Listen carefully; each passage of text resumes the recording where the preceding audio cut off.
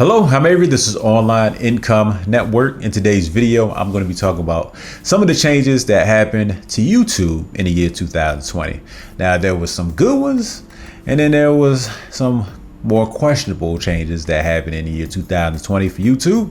Some of their policies or some features that got deleted, some got added, this, that, and the third. And I'm just going to go ahead and, like I said, do a simple recap. So, some of y'all might be thinking, why are you doing a recap now? It's almost February 2021, but I mean, it's better late than never. And to make sure I get this in January, I'm going to cut down a little bit on the editing, so you'll see my face a lot in this video. So the first thing I want to talk about is the end of YouTube Studio Classic. That happened around April or May sometime 2020. Now, we all saw it coming because obviously they had Creator Studio up in the works. That was already up and running for her in beta mode in 2019. So we already knew that the end of the Studio Classic was going to happen. We just didn't know exactly when, but there you go. When it happened. And as of this point in time, I personally like Creator Studio better than Classic, but it took some time to get there because there was like one or two things that when Classic went down, I was still I still liked. Like, you could still upload multiple videos at once, and it took some time for YouTube to put that in Creator Studio. So, but it's there now, obviously, so everything's all good. Now, as far as the next change to YouTube, let me look at my notes. They moved the comment section, which was a big deal. Everybody hated that, or at least most people did. I actually was somebody that was like, well, it's not that bad. I actually kind of like it. But that's not what I said in my video. I said it was better, which, you know, I just did it to get some views. I thought I was being funny in the video. I mean, halfway joking, but it was like, all right, well, listen, this has some other features in it that they're all right. But at the same time, people hated that video. There's a lot of people hated that video. Hey, matter of fact, I'll leave a link to it if you want to go hate on the video as well.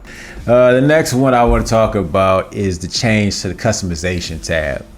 Now, there was one video up that I did which showed how to do it the old way, and then a couple months later they decided they want to come out with the customization tab in Creator Studio, which, in all honesty, it makes things a lot easier to go ahead and customize. So I'm cool with that as well. It just made my other video obsolete, which I was like, dang, son, made my video obsolete. I don't even know if I could put this 2020 anymore since it changed in 2020. But I'm pretty sure that it didn't happen in every region. So some regions can still use my old video. Some regions can use my new video. The next thing I want to talk about is video chapters. They're basically an upgrade from timestamps. And overall, I like them. Let's say you have video chapters on a video, and let's say someone decides to search for something in particular on Google. Now, if you're using video chapters, there's a possibility that your video could pop up for them and they can go directly to what they want to see as far as the video chapter is concerned. So that's a way that video chapters help. But not everybody gonna want to do that anyway. So, you know, that's out there, just saying. The next change I want to talk about is the change to mid-roll ads. It used to be a policy where if you wanted to implement mid-roll ads into a video, it had to at least be 10 minutes long. Now they changed that and made it at least 8 minutes long. Therefore, a lot more videos are qualified to add in mid-roll ads, and they're able to make more money because the more ads you put in, the more money that you're able to make. Now, as a viewer, I don't like that. Video creators, they at least like to have the option to do it, even if they are not going to use it. Going from that, let's talk about another policy change that a bunch of people didn't like, which is implementing ads on everybody's videos.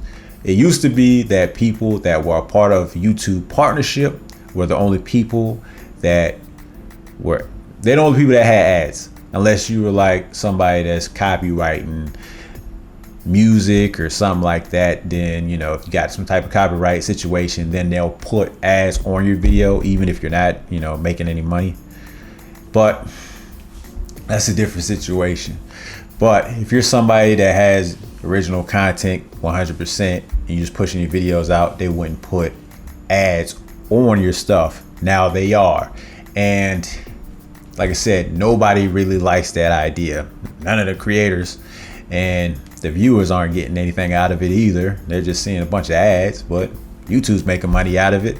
And the thing about that is, everybody used to be able to make money. It really wasn't a partnership. There wasn't any partnership requirements, rather. And what I say about that is because, you know, you got the 4,000 watch time hours, and then you got the 1,000 subscribers. That it didn't used to be like that like 2-3 years ago. I wasn't getting like 10,000 views a month, and I still was able to make some money. I had like 250 subscribers, made like $5-6 a month. But yo, I was still making money, and that's all I cared about. It took me like a year before I was able to actually get a paycheck, because Google has a $100 threshold. So I had to wait a whole year before I could get my first paycheck from Google. When I got it, I was like, oh, buddy, I'm making that no life money now, son. But yeah, man, like, the joint kind of sucks now. Like, and it just is what it is, man. Y'all can do better than that, YouTube. Y'all can do something for them. But I digress. The last thing I want to talk about is YouTube Shorts, which, you know, YouTube saw TikTok. They was like, okay, we can do that too up here. So let's go ahead and do it. And they did. And it seemed like it working pretty well for them. I mean, I looked at a couple YouTube Shorts, and then it was like pretty good. I must say, it can definitely, mess with my feet. It can definitely eat up your time if you let it. And pretty soon I'll put a video up here on how you can do YouTube Shorts yourself. So be on the lookout for that. And that's all of the changes I really want to talk about. There was about 6 of them, 6, maybe 7 of them. Did any of these changes make YouTube a better platform to you? Did any of these changes make YouTube a worse platform for you? Let me know. Also, let me know if there was anything significant, any policy changes or features that was added or whatnot that you thought I should have talked about because you thought it was pretty significant. Let me know in the comment section, and I'll be back with another video very, very soon. Thank you all for watching. And yeah, I mean, I said everything I need to say. So, oh wait, check out one of my other videos where I actually talk about, you know, some YouTube tips or something. Thanks for watching again.